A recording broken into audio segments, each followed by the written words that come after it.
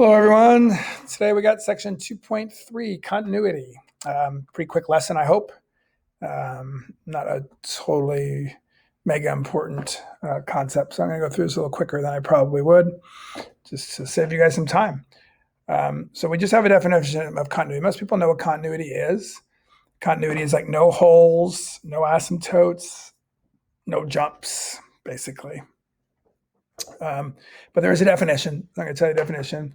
So in order for a function to be continuous at a point, three things must be true. First of all, there has to be a point there, but a point's not enough. Quick example.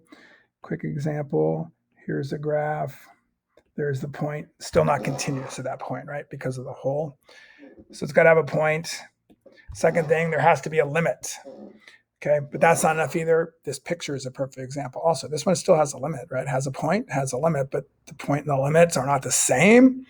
Therefore, it's not continuous. So the third thing that has to be true for it to be continuous is the limit and the point have to be the same. In other words, I got to drop this point right down into that point, and now we're good.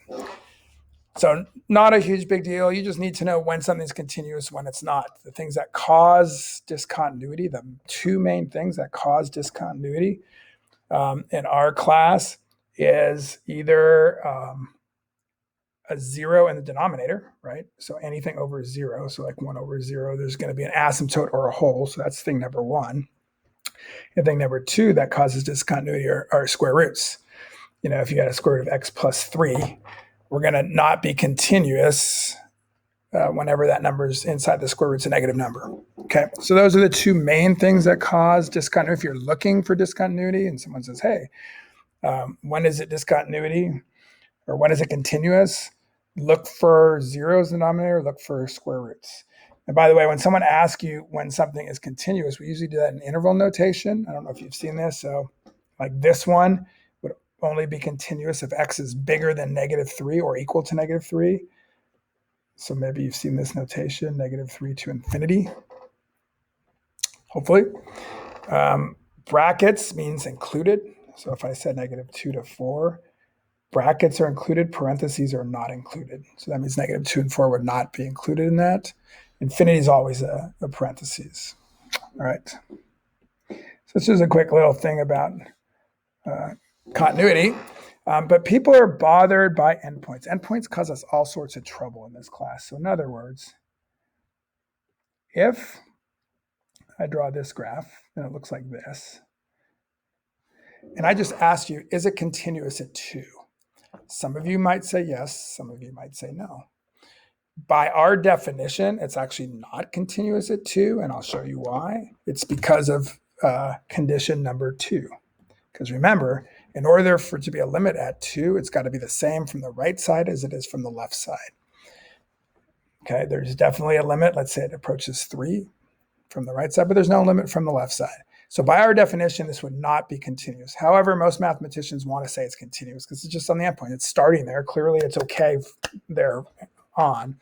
So the way we fix this is pretty simple. We just pretty much treat endpoints as their own little entity. Okay, so notice what I have here. So I'm not going to say there's a limit as x approaches c. I'm not going to say the limit as x approaches c of f of x equals f of c. I'm going to say the limit from the left side or the right side, whichever side I'm looking at, is equal to the functional value. We want that endpoint to be continuous. Okay, so we just have to switch the definition a little bit. Definition is not super important for you. We're just going to ask the question, is it continuous? You're going to say yes or no. Or when is it continuous? So for this problem, we would say it's continuous at 2. It is continuous at 2, so bracket all the way to infinity. Okay. So that's pretty much it for continuity. A couple of things other than this. I used these terms before pretty much for when something's not continuous, like what it looks like on a graph. Asymptote. Okay, an asymptote is called a non-removable discontinuity. So you can use the word asymptote, you can use the word non-removable discontinuity. It basically means the same thing. Removable discontinuity is a whole. The reason we call it removable is, remember, we have these problems where you can factor it out. So we remove the discontinuity, but still discontinuity, so there's a hole there. And then a jump discontinuity, every once in a while you see piecewise functions, kind of like the step function. But anything that jumps, goes here and jumps to there. One of those should be open. That's just called a jump discontinuity. Those are basically the three types of discontinuity. Sorry, that should have been whole. Removable, non-removable, jump, whole, asymptote, jump. Same thing. All right. We just have one other theorem that's kind of important in this section. It's one of the few theorems that you actually need to know by name in this class. It's called the intermediate value theorem. Okay. A lot of our theorems in this class start with the wording if it's continuous and if it's differentiable. We'll talk about differentiable in the sections to come. But a lot of our theorems don't work if a graph is not continuous. If there's a jump or a hole or an asymptote, all sorts of weird things happen. So the intermediate value theorem just says if y equals f of x is continuous on an interval from a to b, then y takes on every value between f of a and f of b on a to b. I'll draw a picture of this, tell you what it means, and we'll be done. This theorem comes up every year on the AP test, so we'll review it as we go through the year. But basically, here's what it means. It's pretty straightforward. I'll leave that there. If I have a graph, and I remember it has to be continuous, so it can do anything, but just nothing, no holes, no asymptotes. Okay, and let's say I start at this point. We'll call that point A, and we'll call this point B.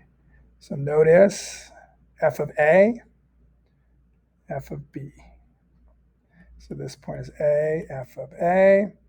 This point is B, f of B. What the theorem just basically says is every value. So let's say f of A was -2, and let's say f of B was 10.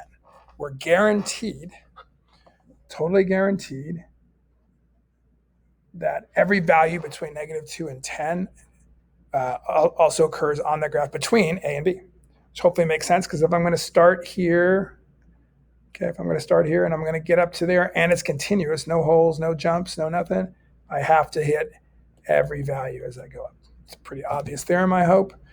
As long as it's continuous, we hit every value between the two. We'll show you some context to those problems a little bit later on.